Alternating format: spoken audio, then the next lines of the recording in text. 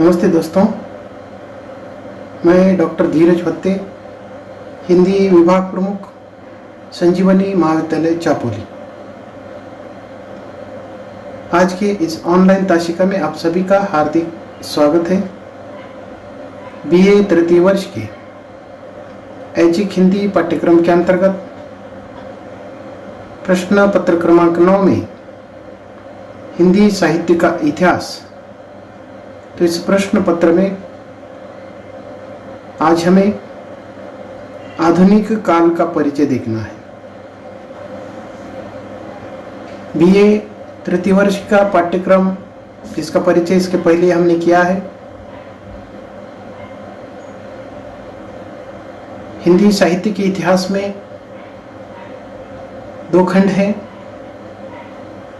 खंड क जिसके अंतर्गत 2 भाग हैं, आदिकाल और भक्तिकाल। तो इन दोनों भागों को हमने देखा है। हमें अब जो दूसरा खंड है ख, तो उसको देखना है। इस भाग के अंतर्गत रीतिकाल और आधुनिक काल को देखना है। आज हम आधुनिक काल के संदर्भ में चर्चा करेंगे। पाठ्यक्रम के अनुसार आधुनिक काल में आधुनिक काल का परिचय, उसके बाद भारतेंदु युग, द्वैती युग, छायावाद, प्रगतिवाद, प्रयोगवाद और नई कविता की प्रवृत्तियों को हमें देखना है। तो सर्वप्रथम हम आधुनिक काल का परिचय देखते हैं। आधुनिक काल के अंतर्गत सर्वप्रथम हमें आधुनिक काल की जो काल सीमा और नामकरण है उसकी चर्चा करनी है। आधुनिक काल ईस्वी सन 1900 से प्रारंभ होता है और वह आज तक चलता है। आधुनिक काल के संदर्भ में सर्वप्रथम काल सीमा और नामकरण की चर्चा करना आवश्यक है। सर्वप्रथम हमने देखा था कि हिंदी साहित्य का जो इतिहास है उसका काल विभाजन और नामकरण, उस समय भी हमने आधुनिक काल की चर्चा की थी। ईस्वी सन 1900 से ये कालखंड शुरू होता है और वह आधुनिक काल के नाम से जाना जाता है। आधुनिक काल के सीमांकन तथा नामकरण को लेकर विद्वानों में मत भिन्नता पाई जाती है। विद्वानों में एक मत नहीं है। अलग अलग प्रकार के जो मत है विद्वानों ने आधुनिक काल के संदर्भ में भी दिए हैं। उसका कालखंड कौन सा है और उसका नामकरण किस प्रकार का होना है, यानी कि सभी विद्वानों का जो मत है एक जैसा नहीं है। किसी भी काल को सीमा में बांधना एवं उसका नामकरण करना बहुत कठिन होता है। जैसे कि हमने देखा था कि आचार्य रामचंद्र शुक्ल से लेकर कई ऐसे हिंदी के विद्वान हैं, इतिहासकार हैं, जिन्होंने इस प्रकार का जो कार्य है किया है, यानी कि कालखंड और नामकरण का काम किया है। तो सर्वप्रथम हम आचार्य रामचंद्र शुक्ल का आधुनिक कालखंड के संदर्भ में उन्होंने जो विभाजन किया है, रामचंद्र शुक्ल के अनुसार आधुनिक काल का आरंभ ईस्वी सन 1900 से वे मानते हैं, जबकि मिश्र बंधु रामचंद्र शुक्ल के इस विचार से सहमति दर्शाते हैं। तो डॉक्टर नगेंद्र आधुनिक काल का जो आरंभ है सन 1857 से मानते हैं। सन 1857 स्वतंत्रता संघर्ष की प्रथम जो घटना मानी जाती है और यह प्रथम घटना ही राष्ट्रीय चेतना एवं आधुनिक युग का जो प्रारंभिक उद्घोष है मानी जाती है। तो इस प्रकार 1857 से आधुनिक युग का जो प्रारंभ है अधिकतर विद्वानों ने माना है। तो इस दृष्टि से अलग अलग विद्वानों के अलग अलग मत हैं, परंतु आचार्य रामचंद्र शुक्ल के अनुसार 1900 ईस्वी सन से लेकर अर्थात ये जो कालखंड है शुरू होता है। आधुनिक कालखंड को आगे चलकर अनेक कालखंडों में वर्गीकृत किया गया है और उसको नामकरण भी किया गया है, परंतु हम समग्र आधुनिक काल की आज हम यहाँ चर्चा कर रहे हैं, उसका परिचय देख रहे हैं। तो इस आधुनिक काल का विद्वानों ने कई नामों से उल्लेख किया है, जिसके अंतर्गत कुछ विद्वानों ने इसे गद्य काल कहा है। तो ऐसे कई सारे जो नाम हैं तो इस कालखंड को विद्वानों ने दिए हैं, जिसके अंतर्गत गद्य काल, विद्रोह काल, परिवर्तन काल, नया काल, आधुनिक काल आदि नामों से इसका जो नामकरण है करने का प्रयत्न विद्वानों ने किया है। तो इस संदर्भ में आचार्य रामचंद्र शुक्ल ने आधुनिक काल को गद्य काल कहा है, तो मिश्र बंधुओं ने इसी कालखंड को परिवर्तन काल कहा है। तो डॉक्टर प्रतिपाल सिंह ने तो इसे विद्रोही काल कहा है, तो किसी ने इसे नूतन काल या नया काल भी कहा है। तो ये जो अलग अलग नाम हैं वह आधुनिक काल के रहे हैं। तो इस प्रकार आधुनिक काल का ये जो नाम है अर्थात प्रायः सभी ने इसे स्वीकार किया है। तो इस आधुनिक कालखंड का जो वर्गीकरण है उसकी भी चर्चा हमें करनी है, क्योंकि आधुनिक कालखंड के अंतर्गत पाठ्यक्रम के अनुसार हमें भारतेंदु युग, द्वितीय युग, छायावाद, प्रगतिवाद, प्रयोगवाद, नई कविता तक के साहित्य को या साहित्य की जो प्रवृत्तियां हैं उसकी चर्चा करनी है। तो इस दृष्टि से आधुनिक कालखंड का जो वर्गीकरण विद्वानों ने किया है उसकी भी चर्चा यहाँ महत्वपूर्ण है। ये जो आधुनिक काल है साधारणतः 1900 ईस्वी सन से आज तक का माना गया है, जिसकी काल सीमा और नामकरण के संदर्भ में अभी हमने चर्चा की थी। आधुनिक काल का जो वर्गीकरण है उसकी हमें यहाँ चर्चा करनी है। आधुनिक काल के साहित्य को प्रवृत्ति के आधार पर विद्वानों ने उसको 2 खंडों में विभाजित किया है, या इस कालखंड को साहित्यिक प्रवृत्ति के आधार पर 2 खंडों में विभाजित किया जा सकता है। एक है स्वतंत्रता पूर्व साहित्य और दूसरा है स्वातंत्रोत्तर साहित्य या स्वाधीनता युग के नाम से भी उसको जाना गया है।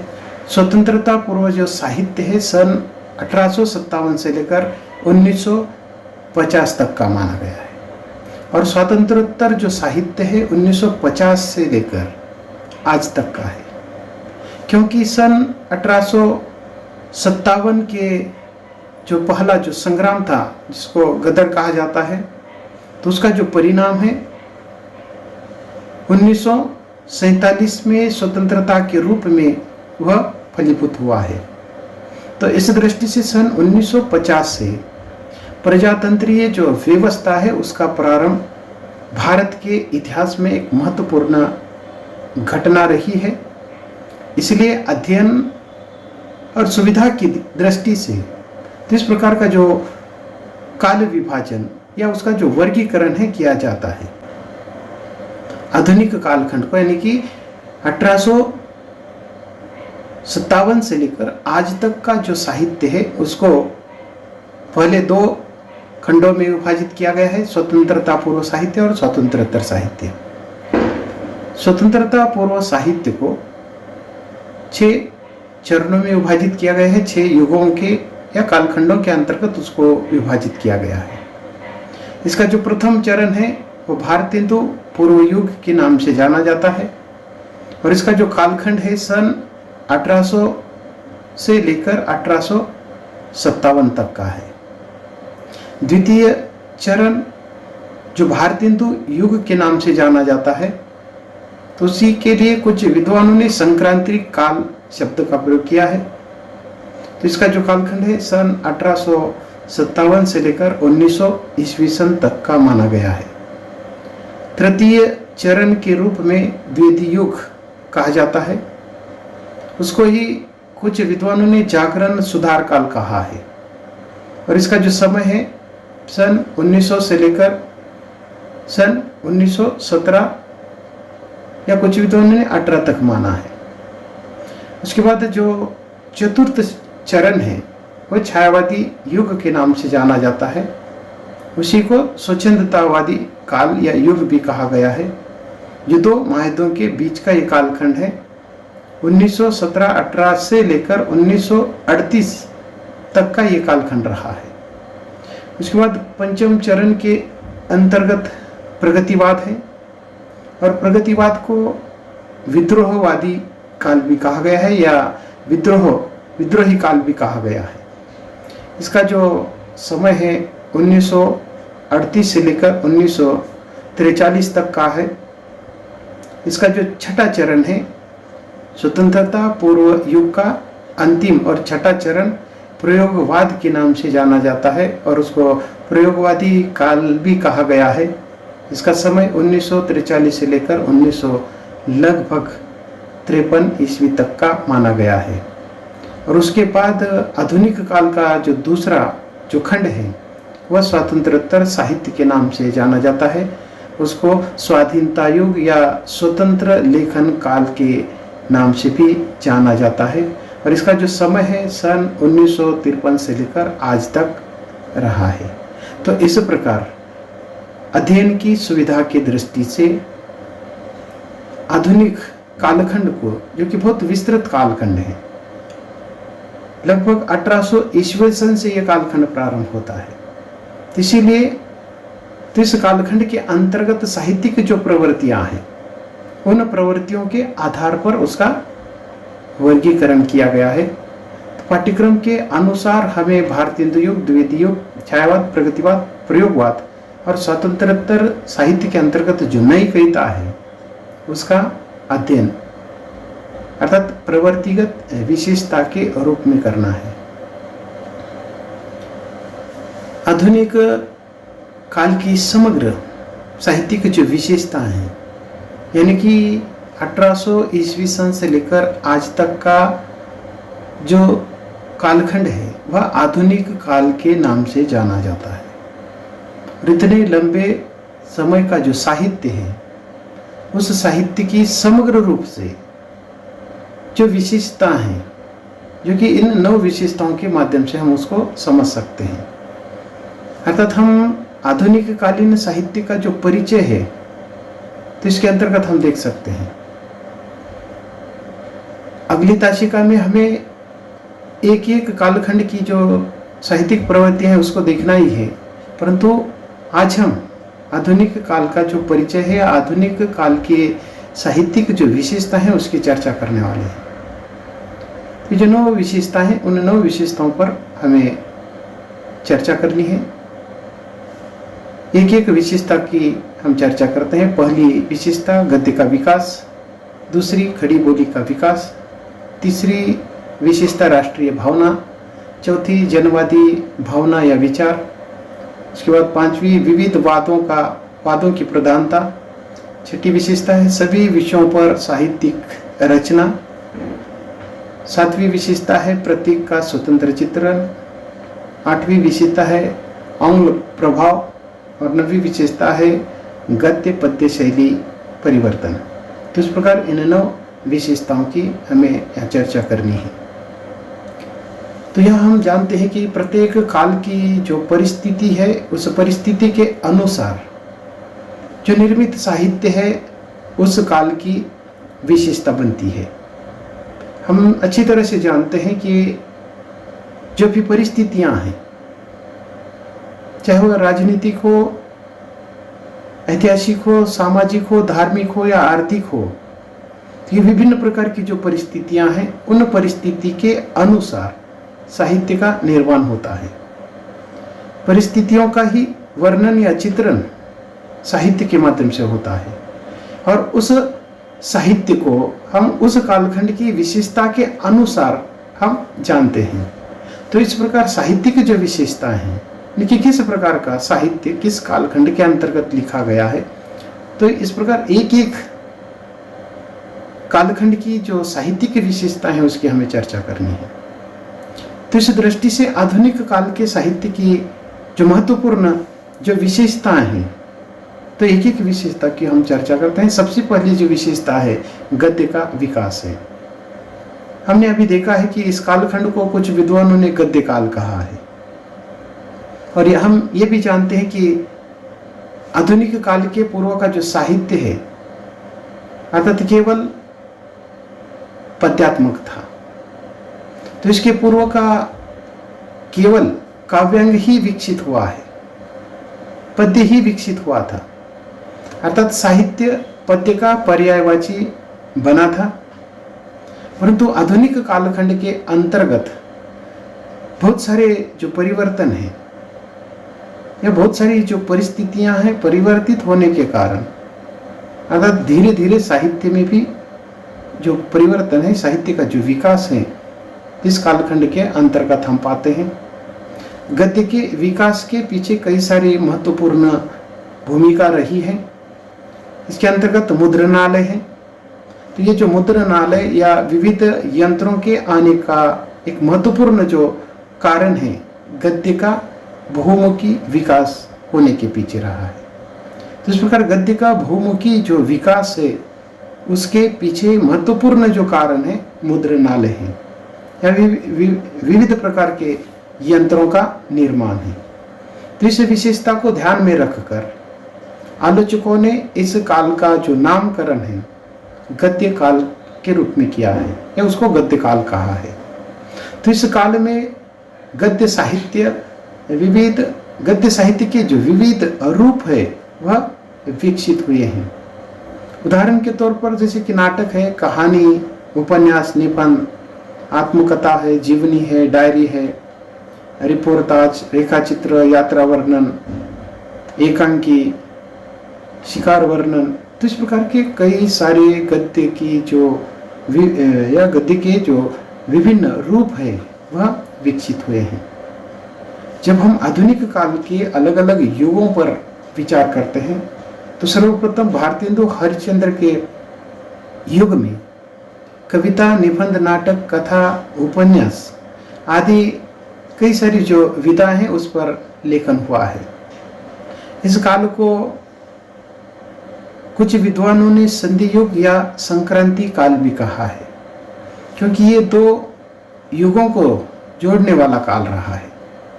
जैसे कि इसके पूर्व रीतिकाल है और आधुनिक काल है, इन दो कालखंडों को जोड़ने वाला जो काल है वह संधि काल या संक्रांति काल रहा है। तो कुछ विद्वानों ने इस कालखंड को नवजागरण काल कहा है और इसका जो समय है वह 1857 से लेकर 1900 ईस्वी सन तक का माना गया है।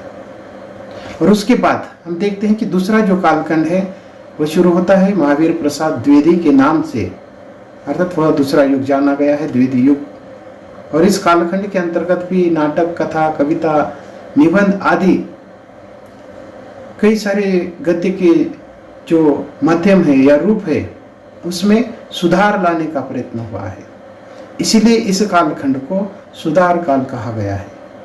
तो इस प्रकार यहाँ आरंभिक जो कालखंड है तो ये दो युगों के बीच का कालखंड होने के कारण उसको संधि युग या संक्रांति युग कहा है।